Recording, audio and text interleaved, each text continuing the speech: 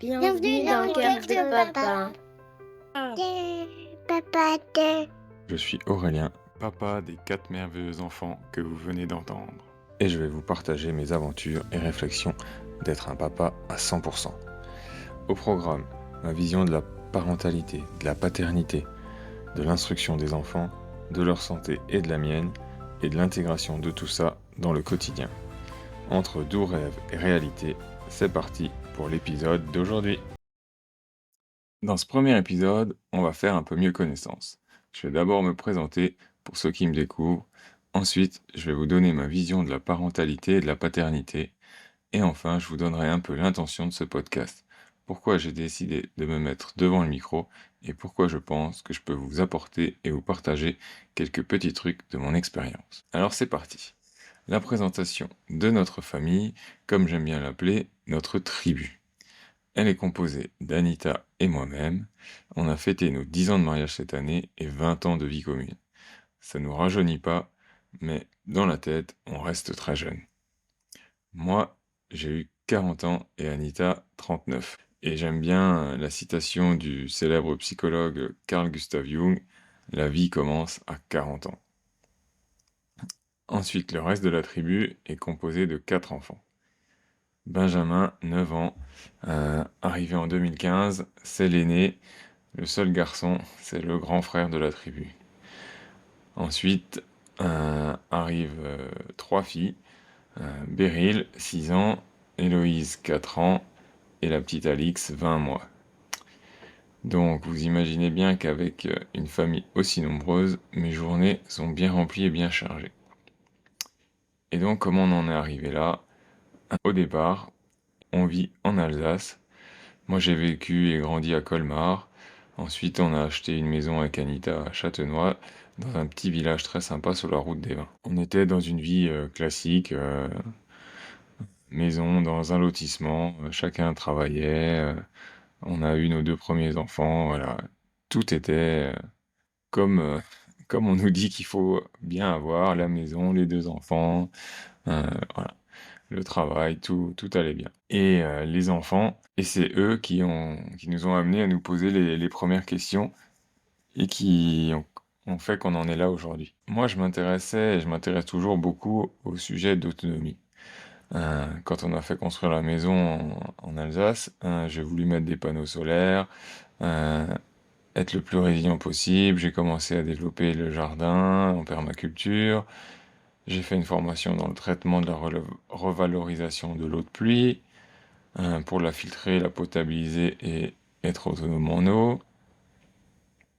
Voilà, tous les sujets d'autonomie, moi, m'intéressent énormément et je cherche toujours à la développer le plus possible. Et quand arrivent les 3 ans de Benjamin, on a dû le mettre à l'école.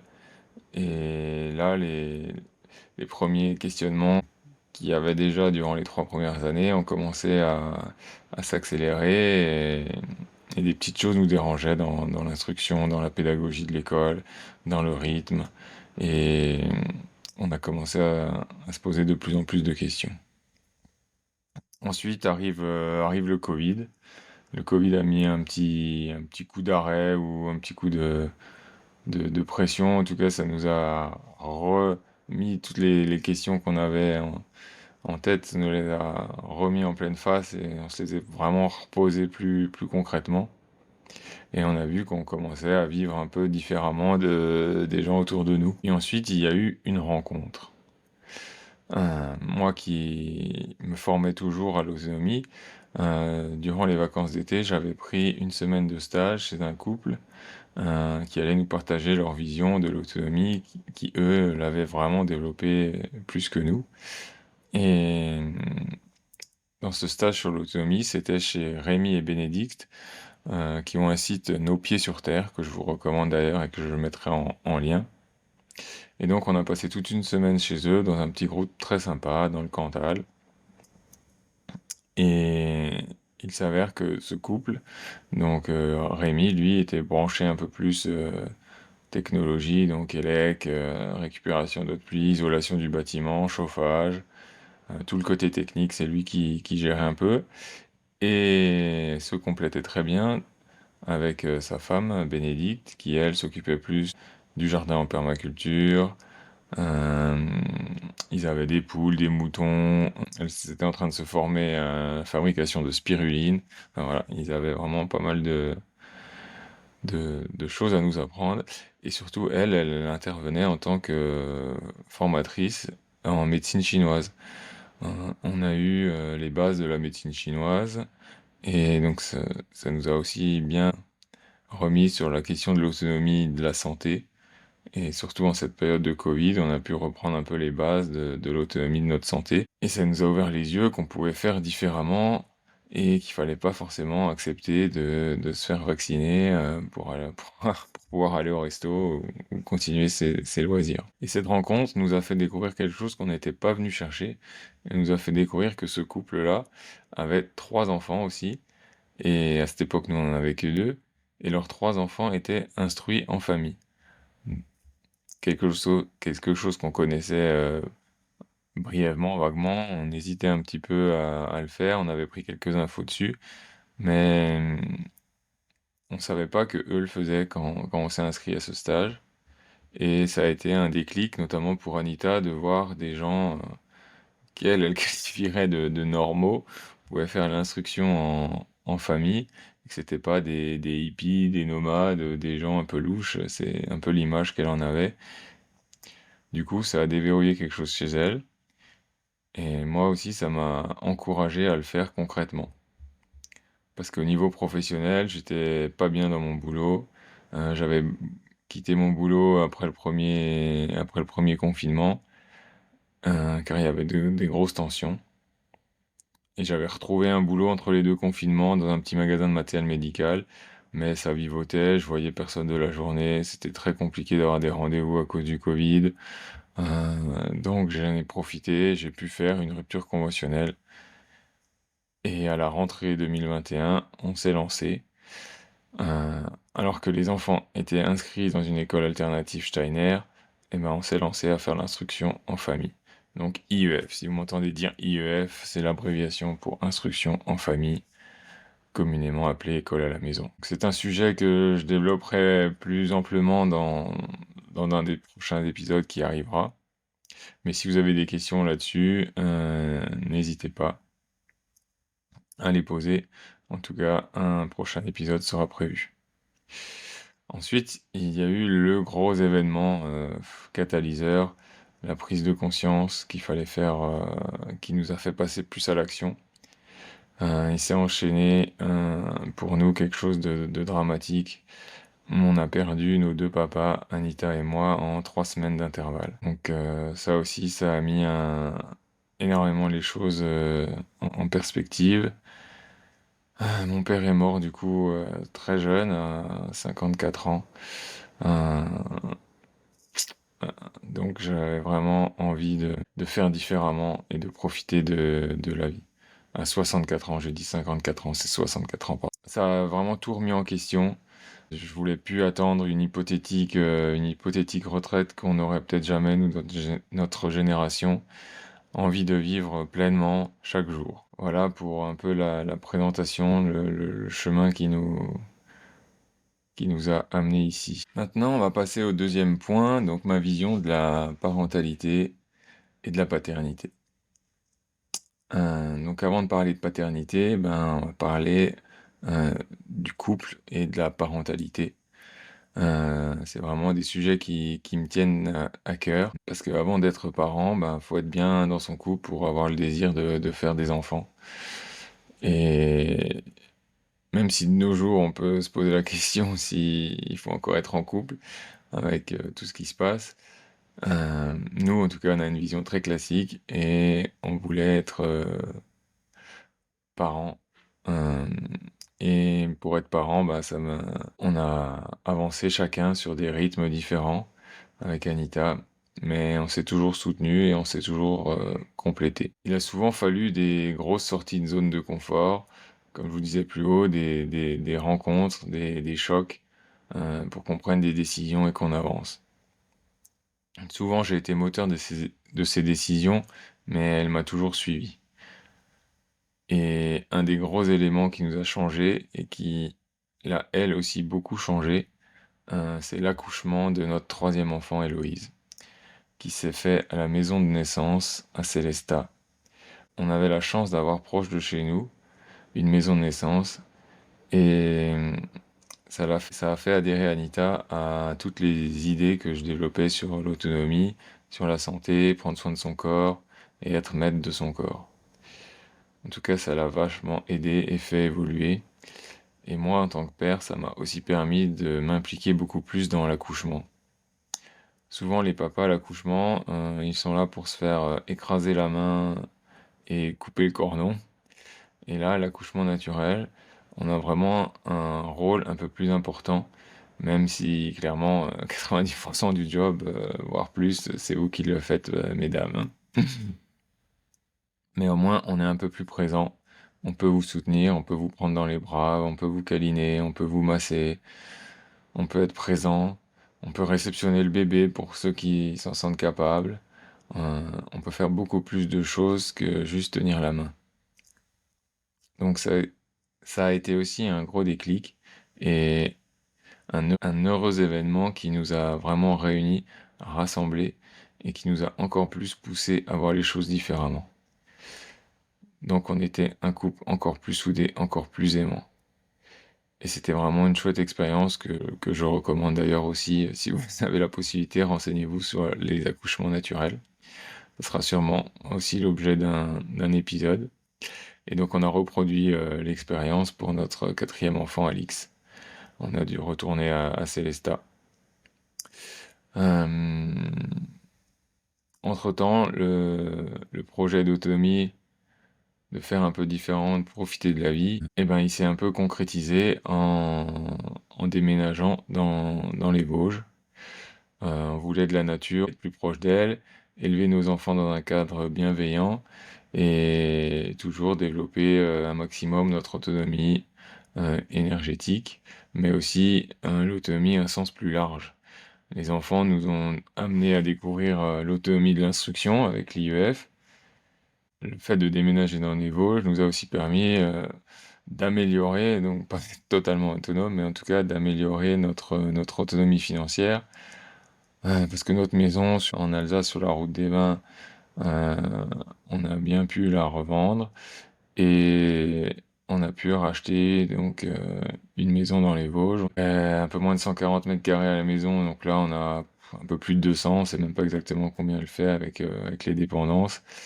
Donc on a des dépendances, on a un gîte, on a une source. Niveau terrain, on est passé de 10 arts en Alsace à 84 arts, donc un peu moins de 1 hectare. Donc on a de quoi faire pour le jardin en permaculture. On a pris des poules d'ailleurs, et on envisage peut-être pourquoi pas d'autres animaux. Et surtout, on a la forêt juste derrière pour les belles balades. On a déjà trouvé les coins à champignons, à myrtille, ou brimelles comme disent les Vosgiens. On a une source, et on développe notre autonomie au fur et à mesure, notamment agrandir le jardin tous les ans un petit peu. J'ai planté une vingtaine d'arbres. Ouais. Les enfants, eux, s'éclatent dans cet environnement. Ils sont beaucoup plus dehors. Donc tout ça, c'est vraiment chouette.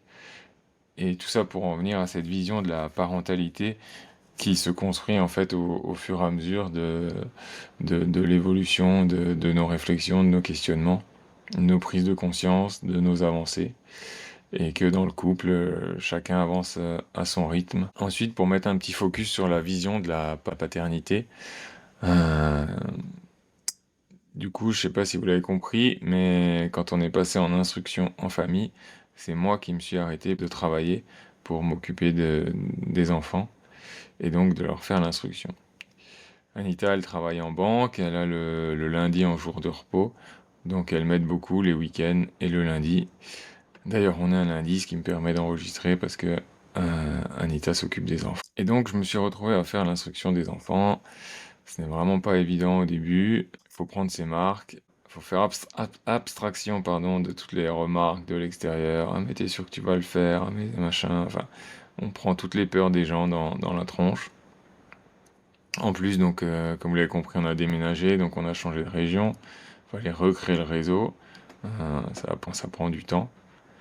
Euh, Mais voilà, j'ai envie de redorer un petit peu l'image de la paternité, d'être un père présent, d'être un père communicant, d'être un père qui est là pour ses enfants et qui donne tout pour eux.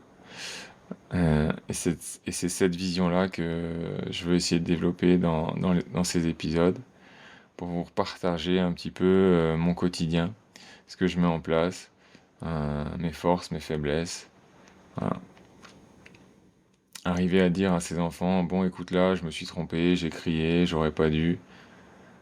Enfin, voilà, plein de petites choses qui font que la vie au quotidien avec 4 enfants, maintenant, ça se passe plutôt bien. Alors, il y a des hauts, des bas, comme tout le monde, comme partout, mais que c'est vraiment un choix de vie sur lequel on aurait du mal à revenir. On essaye de trouver l'équilibre, il n'est pas encore trouvé parfaitement à 100%. L'objectif quand on est venu dans les Vosges, c'était d'avoir moins de charges financières, d'être moins dépendant d'être crédit pour être un petit peu plus libre. Idéalement, on aimerait qu'Anita puisse réduire son temps de travail à 50% et qu'on puisse faire du 50-50.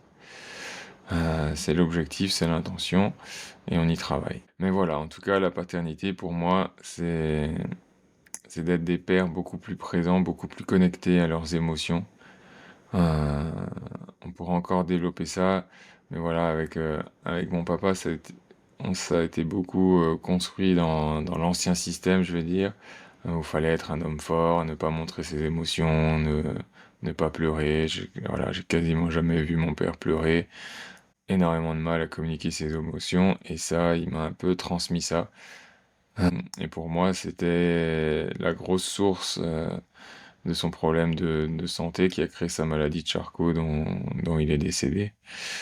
C'est pourquoi j'ai voulu prendre aussi un virage à 180 degrés et prendre un chemin opposé, vraiment prendre soin de ma santé, être un père exemplaire, être fort, oui, mais fort physiquement dans le bon sens du terme, mais aussi être capable de briser l'armure, de montrer mes émotions et de reconnaître mes erreurs. Toutes ces valeurs qui me tiennent à cœur et que je veux vous partager, que je veux partager à mes enfants. Donc voilà, en gros, la vision de la paternité, des valeurs que j'aimerais développer tout au long des prochains épisodes. Donc, vous l'aurez compris, l'intention de ce podcast, c'est de vous partager un peu ma vision, mon expérience, mes réussites, mes échecs du quotidien, mais aussi vous montrer que ça peut être très enrichissant d'être pleinement papa, d'être pleinement présent pour ses enfants, de montrer qu'une autre voie est possible. Quand on passe 7, 8, 10 heures dans sa journée de boulot, c'est autant de temps qu'on ne voit pas ses enfants grandir. Et il s'en passe énormément de choses dans une journée. Et quand on a des enfants, ils grandissent très vite. On dit que le temps file beaucoup plus vite quand on a des enfants et je peux que confirmer ça. En tout cas, ils nous font eux aussi énormément avancer. Comme j'aime bien dire, nos enfants sont nos maîtres. Ils nous apprennent tellement de choses. Euh, et tout ça, on va essayer de le développer dans ce podcast. Et j'aimerais aussi donner la parole à tous ceux qui font un peu, beaucoup et différemment. Donc il y aura sûrement des interviews d'autres papas.